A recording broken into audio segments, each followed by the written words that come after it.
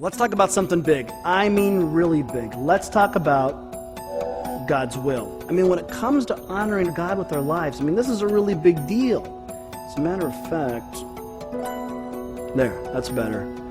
Understanding God's will, it may not be as hard as we tend to make it. Let me show you what I mean. Knowing God's will may be as easy as figuring out what we like and what we don't like. Figuring out the things that we're passionate about and those things that we could really care less about. The things that we're good at and the things that we're not so good at. Figuring out those things that we love to do, it helps us, it puts us into the center of God's will.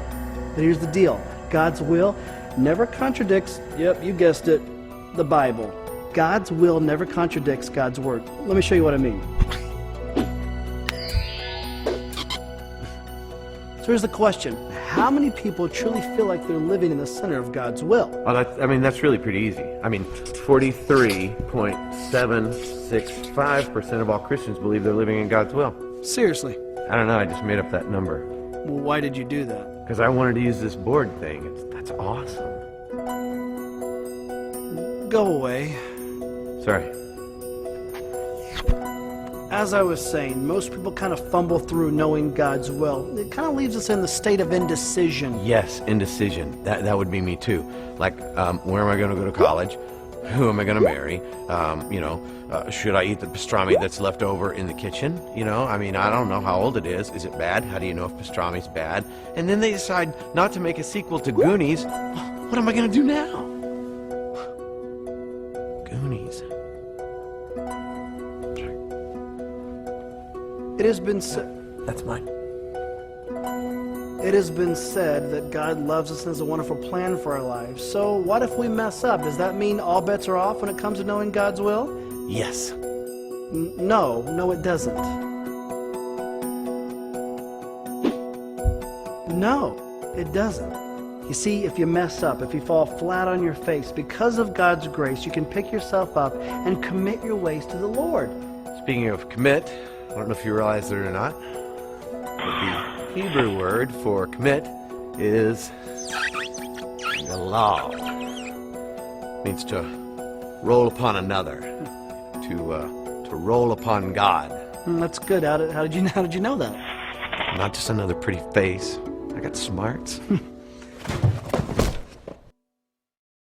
Did you just trip? Yeah. Over what? Myself. I'm a wreck. And I think that's it. At some point in everybody's lives, we feel like a wreck. And what does God say to do? God says to roll with it, to roll upon Him, not unto others or to see what the world has to offer as pleasurable and enticing, but to present our bodies as living sacrifices to God, holy and pleasing. And when we quit trying to please God, sin isn't too far behind. Sin kind of prevents us from being everything that we can be for God. Kind of binds us up. Oh, speaking of bind, had a chalupa the other day. Bound. What are you doing? Just trying to get in on what you're doing. I can't figure out what you want me to be. I just want you to be yourself. Follow the desires of your heart.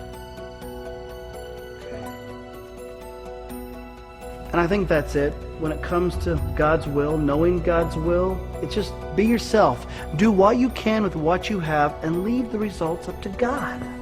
Hey, would you help me? To do what? I'm not real good at being me, so I thought I'd try at being you. So just help me shave my hair. No, I'm not shaving your head. Fine. I'll do it by myself. Oh, that hurts more than I thought it would. Ow! That's gonna leave a mark. I'm bleeding. Oh, I'm bleeding. I got a vein.